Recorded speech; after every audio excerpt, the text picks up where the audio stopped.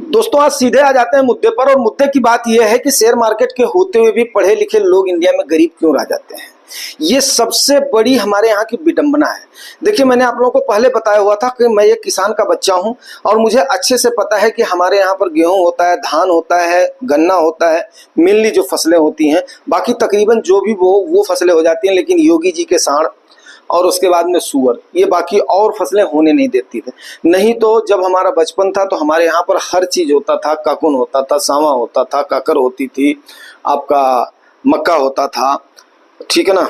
और उसके बाद में दलहन में आपका मसूर होती थी, मटर होती थी, चना होता था, हर चीज हमारे यहाँ पर बोया जाता था। ये अपनी सब्जियां होती थी। लेकिन आज के टाइम पर कोई करना ही नहीं चाहता। सबसे पहली बात तो ये होगी। चलिए ठीक है, बात यहाँ पर ये नहीं है।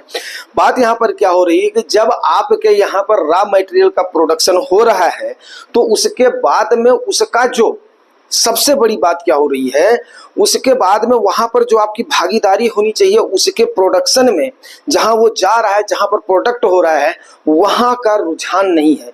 इसको कोई आपको बताता ही नहीं है। अब जुगानी टॉक्स के अलावा मेरे ख्याल से कोई मंच ऐसा हो जो कि आपको इन चीजों को बताता हो। आप खुद बताइए कि हमारे यहाँ पर बलरामपुर की जो मिल है, चीनी की मिल है, शुगर मिल, वो आज से नहीं, जब हम युवा होते थे 94, 95, 96, हम दोनों भाई पूरा एक एक गाड़ी जो है ना गन्ना लोड कर देते थे।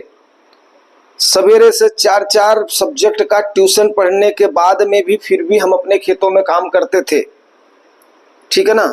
इंग्लिश का, मैथ का, फिजिक्स का, केमिस्ट्री का 4 ट्यूशन हमारे पिताजी ने हमारे लिए लगा रखा था, दोनों भाइयों के लिए, वकील साहब के लिए और हमारे लिए। और फिर भी हम लोग जा करके करते थे। उसके बाद में हमारा काम होता था गन्ने को लोड करवाना पक्का। लेकिन हमें भी उस समय समझ नहीं थी। जितनी गाड़ियां गन्ने बिकते थे उसमें से कितने का शेयर उस समय रहा होगा। अगर ये आज ये 350 का है तो उस समय कितने का रहा होगा। मुश्किल से 15 रुपए का, 20 रुपए का शेयर रहा होगा। 50 रुपए भी भाव नहीं रहे होंगे। अगर एक गाड़ी पर 2 शेयर भी हमारे पिताजी ले लेते कोई भी फर्क नहीं पड़ता, या हम ही ले लेते जो हम लोग मेहनत कर रहे थे और नहीं ले पाए। जबकि 4 दूनी 800 रुपए उस समय हमारे ट्यूशन का हमारे पिताजी देते थे। 200 रुपया पर सब्जेक्ट जो है दोनों भाइयों का देते थे। वो 300 मांगते थे हाथ पर जोड़ करके, उस समय जो है इतना देते थे, मुझे आज भी याद है, ठीक है। तो नहीं लिए। आज हमारे पास कितने शेयर्स हो गए होते जब से हम लोग जो कमा रहे हैं, तब से अगर लिए होते कितने। लेकिन चलिए, मैं शेयर्स का हिमायती नहीं हूं। अब यहाँ पर दिक्कत कहाँ पे आ रही है? दिक्कत आप खुद समझिए कि दिक्कत आ रही है एजुकेशन की, दिक्कत आ रही है लोगों को जागरूक करने की, दिक्कत आ रही लोगों में समझ विकसित करने की। क्यों? क्योंकि ये अवधारणा फैला दी गई थी चंद उन चालबाज लोगों की वजह से, जो कि भोले भाले गरीब लोगों को रातों रात अमीर होने का सपना दिखा करके, जो हकीकत थी उससे दूर करके, और उसके बाद में वहां पर उन्होंने कब्जा कर लिया था और इनके पैसे को कैसे करके हड़प लिया था या हड़पवा दिया था, ताकि ये दोबारा वहां पर ना आए। कुछ ही लोगों का मार्केट के अंदर कब्जा रह गया था। सोचिए, अगर म्यूचुअल फंड की एमसीज नहीं होती, बाकी इतने सारे प्लेटफॉर्म नहीं होते, आप मानेंगे नहीं कि पहले बैंकों में डीमैट अकाउंट भी खोलने के लिए पैसा लगता था। आज के टाइम पर जो आपके पास भागे भागे आ रहे हैं उसके भी ये लोग चार्ज लगाते थे। पैसा देने पर भी डीमैट अकाउंट नहीं खुलता था।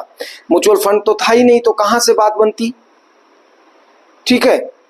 तो अब ये चीजें अगर हम आपको जागरूक कर रहे हैं सिर्फ और सिर्फ इसलिए कि अगर आपको ये समझ में आ गया है कि जहां पर प्रोडक्शन हो रहा है, जहां पर भागीदारी हो रही है, जहां पर आपका पैसा लग रहा है, तो समझिए कि वहां से ही आपका ठीक ठाक बेनिफिट निकलेगा। तभी जाकर के आप गरीबी की जंजाल से निकल पाओगे। कमाते तो सारे हैं, बचाते तो सारे हैं, लेकिन उसको सही तरीके से देखो भाई। डर के आगे जीत है। अब एकदम से डर गए, वोलेटिलिटी से हिल गए, तो फिर क्योंकि जैसे ही एक आम हमारा ट्रेडिशनल, मैं आपको एक बात बताऊं, आम हमारा ट्रेडिशनल आदत है कि जब भी आप देखो, हमारे पिताजी, हमारे बाबा जी हमारे बंडल में बांध करके पैसा कहाँ रखते थे? किसी मौका या उसमें रखते थे, सही बताओ। हाँ, पिताजी हमारे थोड़े से जागरूक हुए तो उन्होंने पोस्ट ऑफिस वगैरह में रखना शुरू किया, बैंकों वगैरह में रखना शुरू कर दिया। वही ट्रेडिशन हमारे भाइयों ने अपनाया, वही ट्रेडिशन हमने अपनाया था, वही ट्रेडिशन सबने अपनाया था। उसके बाद में जब धीरे धीरे क्या हुआ, कि जब हमारी एजुकेशन की लेवल की क्षमता बढ़ी, हमारा जब हमने देखा कि यार हमसे लेस एजुकेटेड बंदा और वो अच्छा खासा हर जगह पे ग्रोथ कर रहा है, तो फिर वो नहीं डर रहा है तो हम कैसे डरें। फिर हम ऐसे लोगों से जुड़े, कुछ लोग हमें इत्तेफाक से सानिध्य में मिले जिन्होंने हमें उन चीज़ों को समझाया। आज भी वो हमारे अपना गुरु हैं। जब हम गुरु ब्रह्मा गुरु विष्णु का नाम लेते हैं तो उन गुरुओं को भी याद करते हैं जिन्होंने हमें इस काबिल बनाया कि हम आज आपको कम से कम एजुकेट कर सकते हैं। आपको हम बता सकते हैं भैया आपको गरीबी के दलदल से निकलना है तो इन ट्रेडिशनल चीज़ों से निकलना पड़ेगा। मेरे ख्याल से मैक्सिमम लोग आज के टाइम पर गांव के किसान के ये लोग हैं जो मेरे व्यूअर से सब्सक्राइबर में होंगे, शायद ही कोई ऐसा होगा। बहुत सारे लोग बिजनेसमैन के होंगे। देखो, कारपोरेट में हो आपको सैलरी मिल जाएगी, नौकरी पेशा में हो आपको सैलरी मिल जाएगी। सैलरी मिलने के बाद में फिर वो जहाँ आई है वहीं पर ही चली जाएगी। टैक्स दोगे, टैक्स देने के बाद में खर्चा करोगे, जो है इनडायरेक्ट टैक्स दोगे, उसके बाद में हो गया। तो फिर अगर आप नहीं करोगे, आप उसको काम पे नहीं लगाओगे, तो आप ये समझिए कि आपकी महंगाई आपकी अपना खाती जाएगी। और हमने आपको बताया था 1989 में इतना पैसा लेकर के हमारे मौसा जी आए थे।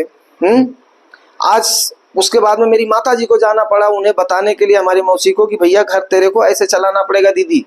क्यों? क्योंकि उनकी आर्थिक हालत डाउन हो गई थी। इसीलिए डाउन हो गई थी बिकॉज उनको कोई बताने वाला ही नहीं था, इस टाइप का मंच ही नहीं था। मैं तो शुक्रगुजार हूं कि कम से कम इस टाइप का प्लेटफॉर्म मिला है। आप लोग इसको कम से कम ज्यादा से ज्यादा देखें, ज्यादा से ज्यादा शेयर करें, ज्यादा से ज्यादा करें, ताकि लोगों के मन का, आम लोगों के डर निकले, वो एजुकेट हों।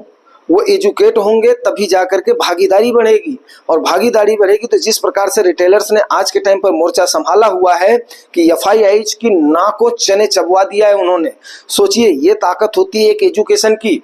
अगर आप इसको देखो, हमारा सिस्टम, मैं तो बता रहा हूं कि हमारे सिस्टम में बाकी को करके अभी क्या करना चाहिए, आपको एक सब्जेक्ट 10th तक कर देना चाहिए। निवेश के बारे में एक सब्जेक्ट कर देना चाहिए जिससे कि लोग जागरूक हो सके कि हमारा भाई प्रोडक्शन में भागीदारी हमें बनाना है, प्रोडक्शन में हमें करना है। जापान का देखिए आप, कैरी ट्रेड की वजह से उसने आज सबको हरा दिया है। क्यों? जापान जो है रिस्क उसको नहीं लेता है। जापान सीधी सी बात है, केवल एक भाषा बोलता, भैया हम तो बढ़िया टेक्नोलॉजी देंगे, हम बढ़िया सर्विस देंगे, बढ़िया रेट देंगे, दुनिया हमारे प्रोडक्ट को खरीदेगी, और दुनिया खरीदेगी उसके बाद में हम इसको फ्री ऑफ कास्ट लोन पे दे देंगे। और एक झटका उन्होंने दिया था, सबके सब हिल गए थे। यहाँ तक कि जो अपने आप को फन्ने खां बनते हैं ना, जो अपने आप को बहुत बड़े डेवलप्ड बोलते हैं, वो भी बिल्कुल हिल गए थे। पूरी 1-2 मार्केट को नहीं, जापान जैसे शांत देश ने, बुढ़े देश ने, क्योंकि बुढ़ों की आबादी है वहां पर, उन्होंने पूरे देश को हिला करके, सिस्टम को हिला करके रख दिया था। तो ये पावर होती है एक एजुकेशन की और इसकी। तो लोगों को कम से कम जागरूक करो। लोग कम से कम अगर विनिवेशित होंगे तो देश की तरक्की पक्का संभव है।